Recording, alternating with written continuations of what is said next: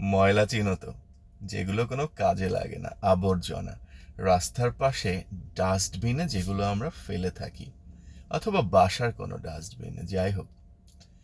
আমাদের সমাজে কিছু কিছু মানুষ আছে যাদের নোংরা মেন্টালিটির কারণে, নোংরামির কারণে, নোংরা মেন্টালিটি বা মানসিকতা যেটাই বলো, এটার কারণে তাদের রক্তগুলো, রক্তের শিরায় শিরায় না সেই ময়লাগুলো পৌঁছে গিয়ে রক্তটাকেই ময়লা করে ফেলেছে। আর রক্ত থেকে আস্তে আস্তে হৃদয়টাকে নোংরা অথবা ময়লা করে ফেলেছে, ঠিক গার্বেজের মতো করে।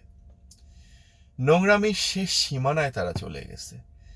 যদি ক্ষমতা থাকতো, মাঝে মাঝে মনে হয় গরুর বড় বড় ইঞ্জেকশন আছে না, গরুকে পুশ করে, ওরকম বড় বড় দুই হাতে দুইটা ইঞ্জেকশন নিয়ে তাদেরকে পুশ করে তাদের সব ডার্টি বা ময়লা রক্তগুলো বের করে যদি নতুন ফ্রেশ কিছু রক্ত তাদের মধ্যে ভরে দিতে পারতাম, হয়তোবা তাদের নোংরা মেন্টালিটির কিছুটা পরিবর্তন হতো।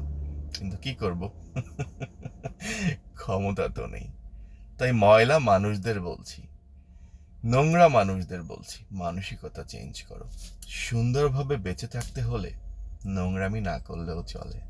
ভালো থেকো।